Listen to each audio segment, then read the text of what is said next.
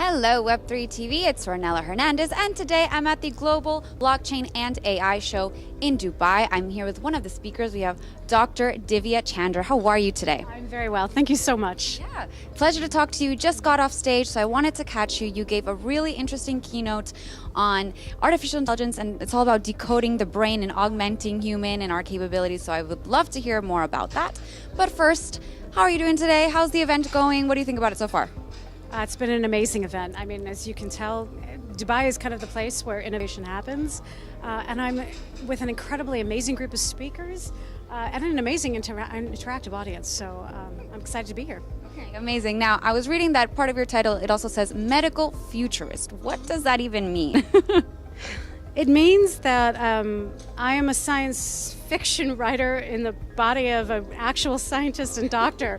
I think most science fiction writers have gotten it right. I mean, they imagine futures that haven't necessarily yet happened, but where the science is going, and then they imagine us with our humanness in those futures. And so I try to imagine what a world is going to look like with all this new tech. Okay. So I would love to pick your brain a little bit more about that. If you could just give me maybe the top 3 main points that you highlighted up on stage from your talk. Yeah, so I highlighted a few things. So number one, artificial intelligence, the way algorithms are going, it's completely unlocked the ability to read the brain both invasively and non-invasively in a way we never have been able to do before. So I can essentially record from the nerve cells inside your skull and know what you're seeing, what you're thinking, what you're hearing, and what you want to say. And that changes everything, because we can now use our minds to direct all kinds of actuators outside ourselves. And for people with disease, we can give them back agency so they can move through the world under their own power. So that was one of the big things. The second is, where is that interface between artificial intelligence, artificial general intelligence, and super intelligence? The idea that algorithms could at some point evolve and become as smart as a human baby, that's actually a really big deal. It also sounds a little bit scary, to be honest. It's a little creepy, right? You have basically a bunch of bits, zeros and ones, that can move through the world, and without you having to tell them anything, they can sample the environment and come to conclusions about the world themselves. And then from there, if these artificial general intelligences start to run evolutionary algorithms in their imagination, they can leap from general to super intelligence, making them smarter than any human has ever been, or maybe than all of collective humanity. And that could be potentially troubling if we don't get incentive alignment correct. Okay, so what does the science fiction writer in you say if we end up getting to that future? Like, what would that look like potentially? So people smarter than I, people like Stephen Hawking, have really worried about this problem. From my perspective, everything is about incentive alignment. So let's look at the way humans have treated other non-human beings. We're not always nice to them, are we? However, when humans go to their sort of higher selves and look at other beings with empathy, or we recognize that there's an interconnected ecosystem, we're much less likely to harm things, right? I think that actually embodying AI, artificial intelligence, will be very helpful, because in many of the ways in which we identify with other beings is through things like pain, joy, sadness, things that come through sensory motor loops. So I actually... Emotions. 100%. We might be able to build emotion into a machine without a body. Do we want to do that, though? Do we want bodies for our machines? I think we do. I think we do. I think we also want them to experience the limitation that comes from being embodied. So I think that also imagining, this is the futurist part, if we can imagine what other more super intelligent beings could do to us, it should give us pause and then make us examine our own behavior and act as better custodians of what we have been given, the gift that we have. Okay, I like that. Any other advice you have out there for those who may be hearing this and want to just either be assuaged of any fears or even just learn more? Any resources you can recommend? I read voraciously, but I don't read bubbles. I tend to read peer-reviewed tech journals, science journals, but I also get out and talk to people. I make things with my hands, so I experiment. I think that having sort of this sort of maker spirit where you imagine something in here and then it manifests in the world somehow, that loop, even if you fail, who cares?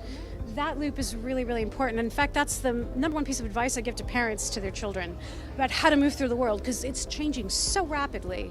How do you keep up? You take what's in here, and you manifest it in the world. So I'm curious now to hear your thoughts on Neuralink, because when you were speaking earlier, it kind of reminded me of that. If you just think something and then it happens, like, what are your thoughts on that type of tool?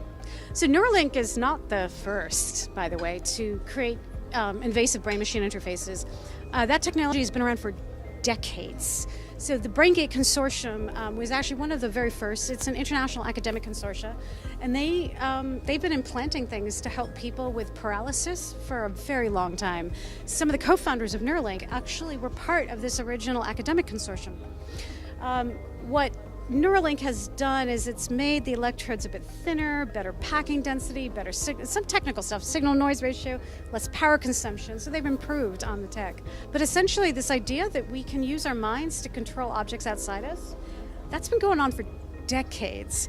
It's getting better, and with the increase in compute power, actually, our chips are getting better, and with the improvement in algorithms, our ability to translate remember I was saying the mind reading, into an actuator, whether it's a robotic arm, whether it's an exoskeleton, or what I was showing towards the end of the talk, we can now have your thoughts reconnect to your spinal cord. So even if your spinal cord has been sort of functionally severed from your brain. I have scoliosis, but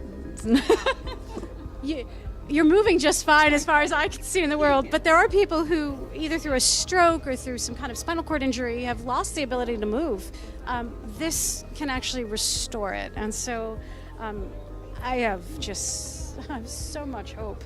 And Neuralink and other technologies like this, they can be misused, but it doesn't have to be by Elon Musk. It can be by anybody. In fact, one of the things I was showing is even non-invasive commercial neurotechnology can now be used for good to read brains, but because the fidelity is improving, we can use it to hack people's brains. We might find ourselves going to interview for a job, and then having those people come to us and say, hey, you need to wear this headset before I'm going to give you a job, and then comparing your brain waves to a known database.